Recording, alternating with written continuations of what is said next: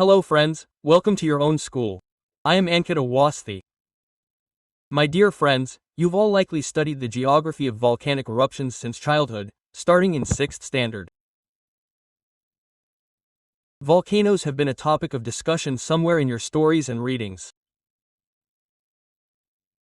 But the volcano we're talking about today took 12,000 years to erupt. This means it had erupted once, and it's only now. This volcano was located inside Ethiopia, and its eruption in Ethiopia sparked concern in India. Such concern in India that all the states of Rajasthan, Uttar Pradesh, Madhya Pradesh, Gujarat, Delhi, and Uttarakhand became worried. We'll discuss this concern in today's session. For now, look at a picture. This cloud-like formation in front of you is actually the cloud of a volcano erupting, meaning, the volcano erupted, and this fume-like substance came out as a result. If you look at these pictures, you'll notice something akin to a cloud forming. It's a cauliflower-like cloud that you can see forming and rising upwards. For once, no one is worried about seeing a cloud. But clouds contain water vapor. But the sand here is like dust scooped up from the ground and thrown upwards. It's something like that, lifted from the ground without any water. That is, its water content is minimal. It's not water. It won't rain. There's a cloud of smoke rising in this way, which you can see here. A video also surfaced, and you can see that someone recorded it on their mobile phone, and you're seeing this cloud of dust rising. It contains many gases that have come up from deep within the earth, including gases like sulfur dioxide. You can see them rising from here, forming a cloud of smoke. Where did this incident take place? The eastern edge of Africa is called the Horn of Africa. Within that country is Ethiopia. Just north of Ethiopia, just south of Eritrea, lies this place. A volcano erupted here. This bomb-like volcano erupted, and its smoke reached approximately 15 kilometers above the ground. That means it crossed the troposphere and traveled into the stratosphere, where airplanes fly. So, this air rose upwards. Now, where is this place? Look, the Horn of Africa is located on this side of the Arabian Sea, and we are located on the Arabian Sea. If you travel from the Arabian Sea, India is to the east of the Arabian Sea. So, a volcano has erupted here, and you live in that corner. Imagine the smoke from this volcano causing you stress. Now, imagine how intense the smoke must have been. The headline is that an Ethiopian volcano erupted, putting Delhi and North India at risk. We'll discuss all this in today's session. These are pictures, and you can see the smoke rising from this volcano, which was named Hayli Gubbi. It's called Hayli Gubbi, and this volcano is said to have erupted 12,000 years ago, which is currently causing concern in places like Gujarat and Rajasthan. Now, let's understand in a little more detail how this concern is being raised and what the logic behind it is. We don't currently have any evidence that something like this erupted 12,000 years ago. We don't have any updates on this. Scientists believe that this volcano coincides with the end of the Ice Age and the beginning of the Holocene. So, for now, if we understand the scientists' perspective, they'll take this as a given. If it existed before, it must have erupted. This is what scientists believe. Scientists assume every volcano has erupted at some point in the past. They say this volcano must have erupted around the time the Ice Age ended and the Holocene epoch began. Only then would this 12,000-year-old figure appear to match the 12,000-year-old figure. Scientists believe that 15,000 years ago, there was a slight shift in Earth's orbit around the Sun, allowing more light to reach Earth. Glaciers melted, and the Ice Age ended, marking the beginning of the Holocene epoch. This epoch, meaning the Earth's evolution, is based on the geological cycle it follows. Scientists are looking at it this way, based on the age. It's believed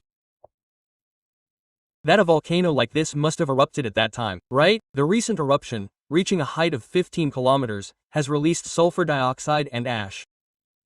And now, this ash that emerged from here has crossed Yemen and Oman and started flying outward. This means that around 11 p.m. on Monday, this volcano that erupted inside Ethiopia was seen spreading 4,500 kilometers away in the Indian regions of Rajasthan, Gujarat, Maharashtra, and Delhi. This means that this air rose from here and moved towards India. Now, you see, it erupted in Ethiopia. Hayli Gubbi is the volcano here, and from here, it started flying in this direction. You might say it had to go this way, it could have found a place somewhere else, and you're right. However, geographical explanations are being made for this, and some believe that it started traveling this way due to jet streams, as winter is approaching and the coldest months will begin. And you may know that even during a typhoon, the Mediterranean Sea and its waters are seen moving in this direction. Meaning, the winds are blowing in this way, forming a waste release. So, it's being argued that this same wind, rotating in this direction, came in this direction. Once again, you see this dust rising 10 kilometers, 15 kilometers into the sky, and then it started traveling. Now, look at this dust rising in the sky, and this dust contains ash and sulfur dioxide. Now, you might ask, is there any harm from this? Look, if an airplane is flying over here, it already faces problems in the clouds. Clouds do create problems. Because of this, it also experiences disturbances while flying. This is what you call turbulence. But there are no clouds in this area. Instead of clouds, there is smoke. Now, this smoke contains sulfur dioxide and dust particles. If one of these flights flies, smoke could get trapped in the flight instruments. Or, you could say, ash could get trapped. It could get into the air conditioner. It could cause breathing problems, right? It could get trapped in the windshield. So, all the flights that fly over this place would be worried. Now, you might say it exploded in one corner. What's the worry? Look, the worry is that it exploded and spread so far beyond here. It spread over an area as large as the entire area of Australia. Now, imagine it erupted here and, like the smoke from an incense stick, it's reaching the other side. So, it's harmful to anyone who crosses this path. Now, the question arises.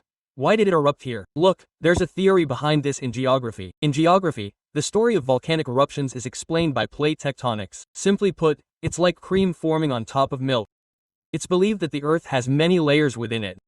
The layer where our people live is called the crust. The part just below it is called magma, and the core within it is called the core.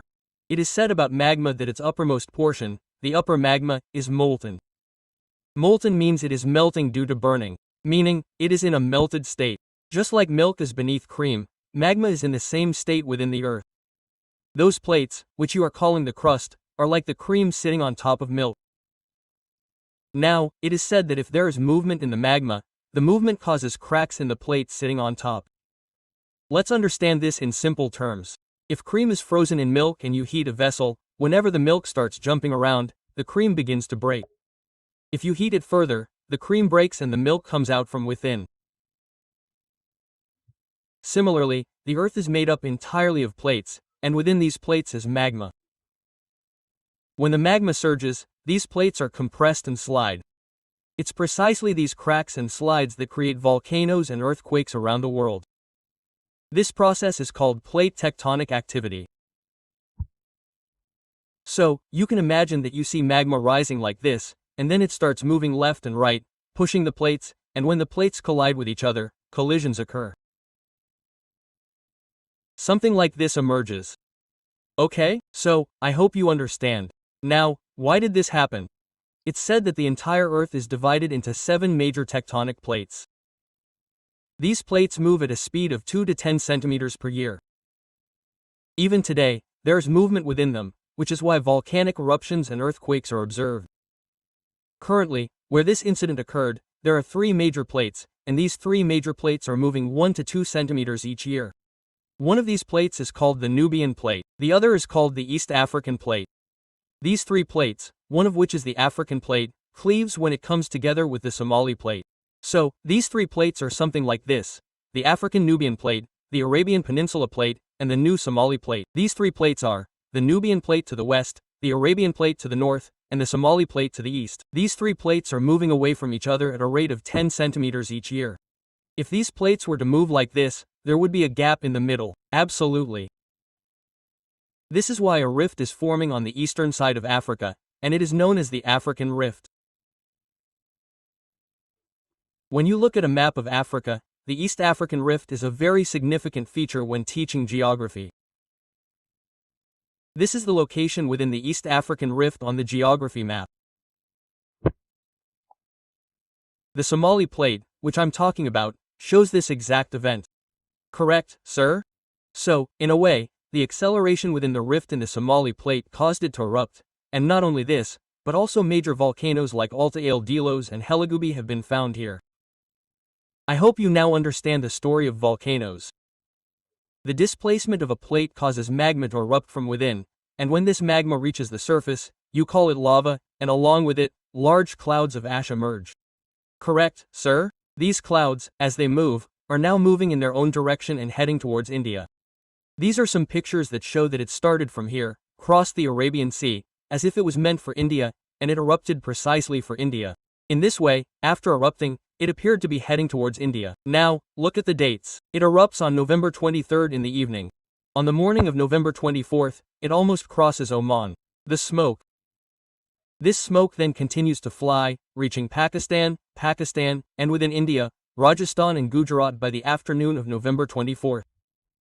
Now, because you're listening to this session today, on the 26th, it has crossed over, and while crossing, it has now crossed into China. It has moved further, crossing the Himalayas. Okay? So, its entire journey includes Pakistan, India, and now it has crossed India and is heading towards China. The ash covered a distance of 4,300 kilometers in 2 days. You can imagine this. So, did it cause any damage? The expectation was that the ash would fall on us, or rather, our troposphere, which is where we breathe oxygen. Mixing with it would worsen the AQI, worsen air quality, and increase pollution within our country. It could harm crops and even cause cooling. Sometimes, volcanic eruptions also produce a cooling effect. But nothing like that happened. The smoke clouds dissipated and moved forward, reaching the Chinese side. After crossing China, they will now move into the Pacific Ocean. Ultimately, after Japan, they will become very neutral. Overall, the ash traveled very fast, soaring 14 kilometers high, covering an area as large as the Australian continent. This means that this smoke created clouds over 5.4 million square kilometers, which you can see. This is a photo of a cloud passing over Rajasthan that's trending on social media. It appears that clouds like this were seen rising over Rajasthan. Other scientists checked their own levels to see if there was any change in sulfur dioxide levels. No significant changes were observed at the troposphere level. Clouds of ash and smoke were observed forming. Their phenomenon was observed, but now the clouds have dispersed. There's no cause for concern. However, for those of us interested in geography, this incident will be considered a significant event in itself. Geography often teaches about atmospheric cooling, just as we often talk about global warming. Such global cooling can also occur. If a volcanic eruption sends clouds of smoke into the stratosphere, it can block sunlight from reaching the lower levels. Such situations can also arise, making it a region of global warming. If someone stays even slightly lower, the heat rising from the Earth won't be able to escape back into the atmosphere. Consequently, the overall temperature will increase. These are all things we've studied many times in geography, but seeing it happen today will have many of you students revising your concepts. I hope you've realized this. Airlines issued their own advisories on this matter. They explained what they're taking care of and how they're taking precautions.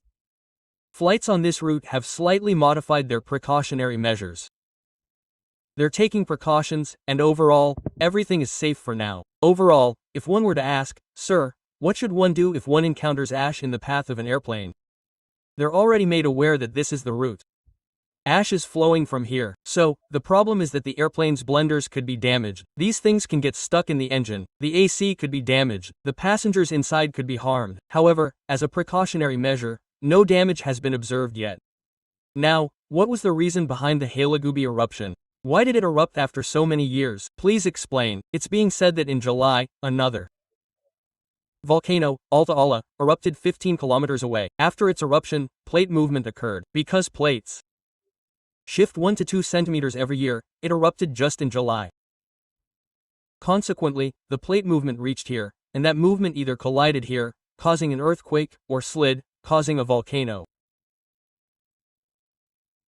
The impact of Alta Ala was felt here. This is what people believe. Alright, sir, overall, we're all safe. Airplanes are flying smoothly. Everything is fine in the world. You've learned a great concept. I hope you all understood this information well. Now, if you want to know more about volcanoes and all that in this article, how they form and what they are, it's all part of geography. You can order both of my own geography books from home.